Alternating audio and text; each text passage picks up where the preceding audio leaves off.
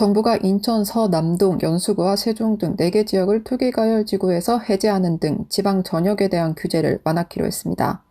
주택가격 하락폭이 확대되고 금리 상승 등 하향 안정 요인이 증가함에 따라 선제적인 규제 해제 필요성이 있다는 판단입니다. 다만 금리 인상에 따른 부담이 이어지고 있는 상황에서 지난 6월 규제 해제를 단행한 대구, 창원, 대전, 전남 지역 아파트 매매값 하락폭 또한 여전하다는 점에서 부동산 시장이 쉽게 활기를 찾을 수 있을지는 미지수입니다. 한국부동산원에 따르면 지난 6월 규제 지역이 해제된 17개 시군구의 규제 지역 가운데 76.5%인 13곳은 새 정부 첫 주거정책심의위원회 직전인 지난 6월 27일에 견저 아파트 가격 하락폭이 오히려 증가한 것으로 나타났습니다.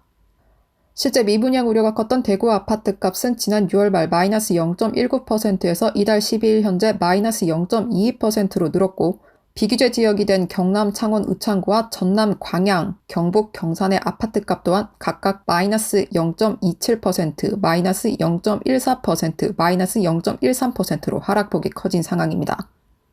시장에서는 조정 대상 지역에서 벗어나면 부동산의 각종 규제로부터 해제된다는 점에서 공급 과잉 우려가 있거나 향후 차익 기대가 제한적인 곳 등에서는 집을 팔 출구와 퇴로가 마련될 것이라고 기대하고 있습니다. 다만 이번 규제 지역 완화에는 서울과 경기도 등 수도권이 대부분 빠졌다는 점에서 시장에 미칠 영향은 제한적일 것이라는 평가도 동시에 나옵니다.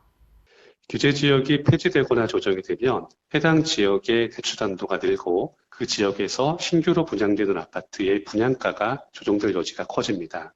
하지만 이번 발표에서는 서울과 수도권 지역이 대부분 배제되었기 때문에 부동산 가격에 미치는 영향은 그렇게 크지 않을 것으로 볼 수 있습니다.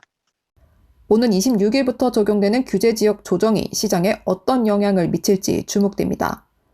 뉴스토마토 백아란입니다.